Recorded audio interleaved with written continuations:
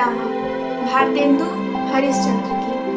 ये अपने स्टेटमेंट के थ्रू ये बताते हैं कि हिंदी, हिंदू और हिंदुस्तान इन तीनों की पहचान एक ही है। और ये हिंदू शब्द का उपयोग किसी धर्म किसी के लिए प्रयोग नहीं कर रहे हैं, बल्कि ये हिंदुस्तान, इंडिया, भारत में रहने वाले सभी लोगों के लिए ये हिंदू शब्द का प्रयोग कर रहा है। अर्थात सभी भारतीयों के लिए ये हिंदू शब्द का प्रयोग कर रहा है, सभी भारतीयों को हिंदू शब्द से संबोधित कर रहा है। हिंदी हमारे राष्ट्र की एक प्रमुख भाषा है। राष्ट्रभाषा तो नहीं है, राष्ट्रभाषा का भी इसे दर्जा भी नहीं दिया गया है, लेकिन एक भारत की हमारी प्रमुख भाषा है। और महात्मा गांधी ने कहा था कि राष्ट्रभाषा के बिना वो जो राष्ट्र है वो गूंगा होता है। तो क्या हमारा राष्ट्र गूंगा है? जरा इस पे विचार कीजिए, क्या हमारा राष्ट्र गूंगा है? इसीलिए उन्होंने कहा था कि जैसे ब्रिटेन में के सारे सरकारी कामकाज इंग्लिश में होते हैं, वहाँ पे ज्यादा लोग इंग्लिश भाषी हैं, वैसे हमारे राष्ट्र में भी कोई एक भाषा होनी चाहिए जो हमारे राष्ट्र के संपूर्ण कामकाज उसी भाषा में हो और अधिक भाषी लोग भी हो। लेकिन उनका ये जो एक थॉट था उनका ये तो पूरा नहीं हो पाया, क्योंकि आज तक हमें हिंदी भाषा को, हमारे हिंदी भाषा को राष्ट्रभाषा का दर्जा ही नहीं मिला। हमारी हिंदी भाषा की उत्पत्ति संस्कृत भाषा से हुई है, अर्थात संस्कृत का एक वंशावली है हमारी हिंदी, जिसमें कई भाषाओं के शब्द मिले हुए हैं, जैसे अरबी, फारसी। हिंदी ने उदारता से इन सारे भाषाओं के शब्दों को अपने अंदर ग्रहण किया हुआ है। और स्वयं हिंदी भी फारसी भाषा का एक शब्द है।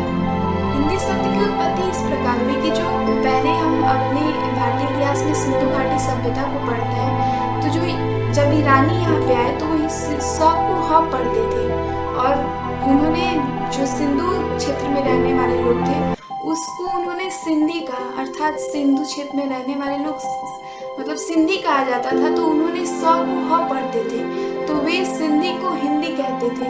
और इस तरह उन्होंने उनकी जो हमारी जो भाषा हुई, जो उसको हम हिंदी कही जाने लगी, और इसी से हमारे राष्ट्र हिंदुस्तान, अर्थात जहाँ हिंदी भाषी लोग रहते हैं उन्हें हम हिंदुस्तान कहने लगे। इस तरह हमारी हिंदी शब्द है वो फारसी शब्द है, और इस शब्द की उत्पत्ति ईरानी लोगों ने अपने फारसी भाषा द्वारा की। इसकी उत्पत्ति लगभग 1000 शताब्दी में, मतलब 1000 ईस्वी में हुई थी। उस समय ये मूल रूप से स्थापित हो गया था, हमारे बोलचाल में भी आ गया था, लेकिन समय दर समय इसका उत्थान हुआ और पतन भी हुआ है। उसके बाद से हमने देखा कि हम अपना इतिहास पढ़ते हैं तो देखते हैं कि उसके 200 शताब्दी के बाद हम पे गुलाम वंश का शासन हो जाता है, और उसके बाद से जो भी शासन हुआ हमारे द्वारा, हम पे जो शासन हुआ हमारे राष्ट्र पे, वो विदेशी शासन ही रहा है। इसमें हमारे राष्ट्र जो हमारी भाषा है हिंदी, उसका उत्थान पतन होते गया है, अर्थात उत्थान की तरफ कुछ लोगों ने बढ़ावा दिया है और कुछ लोगों ने इसे नीचा दिखाया है, इसको पतन की ओर ले गए हैं। और जब हमारे ऊपर अंग्रेजों का शासन आया उस वक्त ये बिल्कुल विलुप्त प्राय हो गई, अर्थात बहुत कम लोग थे जो हिंदी भाषा को बोलते थे, समझते थे। यहाँ तक हम देखते हैं कि जब हमारा संविधान का निर्माण हो रहा था, उस वक्त भी जो हमारा राष्ट्र तो आजाद हो गया था, अब हमारे संविधान निर्माताओं को अपने राष्ट्र की एक राष्ट्रभाषा घोषित कर देनी चाहिए।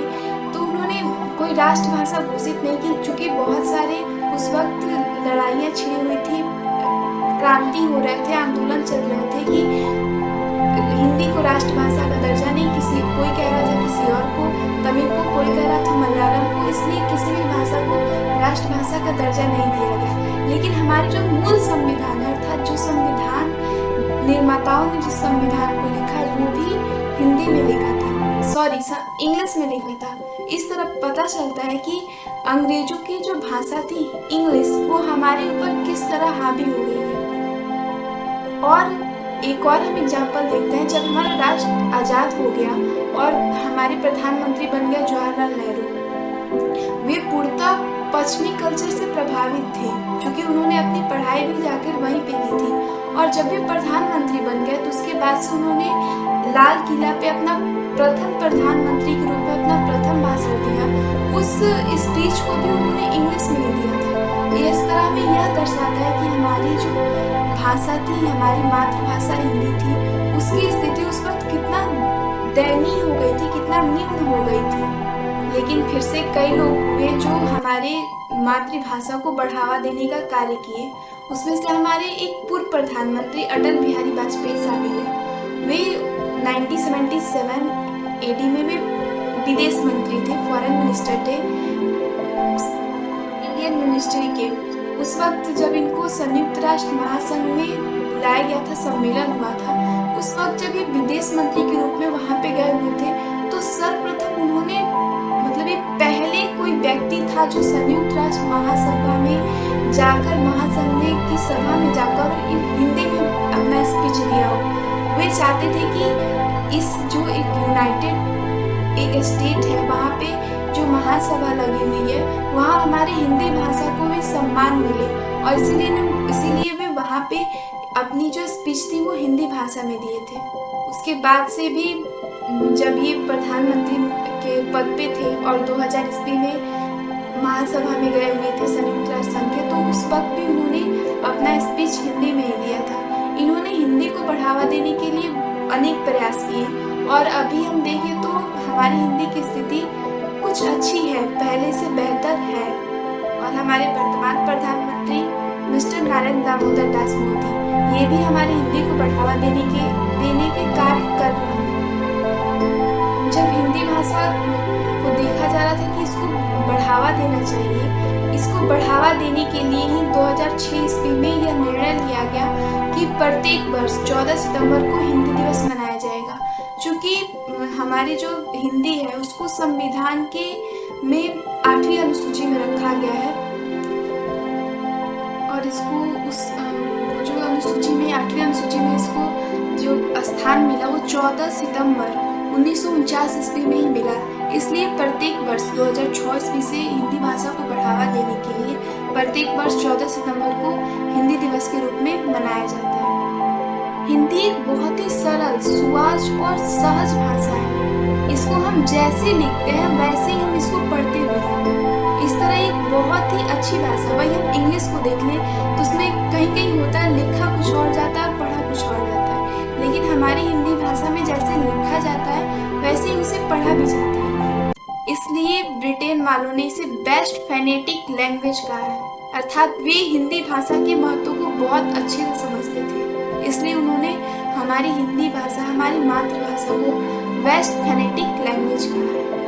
हम इसकी वर्तमान स्थिति को देख लें तो विश्व में तीसरी सर्वाधिक बोले जाने वाली भाषा है। पहली भाषा है इंग्लिश, जो विश्व में लगभग 135 करोड़ लोगों द्वारा बोली जाती है। दूसरी भाषा है चीनी, जो विश्व में लगभग 120 करोड़ लोगों द्वारा बोली जाती है। और तीसरी भाषा है हमारी हिंदी, जो विश्व में लगभग 75 करोड़ लोगों द्वारा बोली जाती है।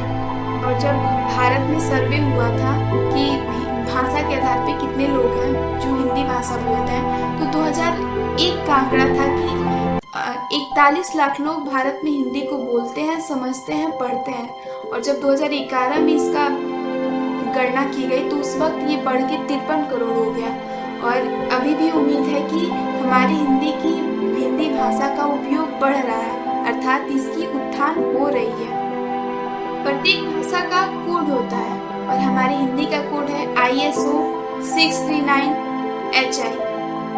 इस तरह हमने हिंदी भाषा के बारे में तो जान लिया, लेकिन कहा जाता है कि भाषा एक राष्ट्र की आवाज़ होती है और एक राष्ट्र की एक ही राष्ट्रभाषा होती है। तो क्या हमारे राष्ट्र का कोई आवाज़ नहीं है?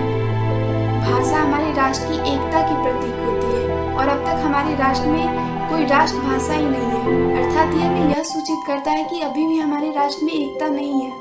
इसलिए अब सरकार को चाहिए कि हमारी हिंदी भाषा को, हमारी राष्ट्रभाषा को सरकार राष्ट्रभाषा घोषित कर दें हमारी हिंदी भाषा को, ताकि हमारे राष्ट्र का भी एक आवाज हो, एक पहचान हो, हमारे राष्ट्र की एक एकता हो। That's all. जय हिंद।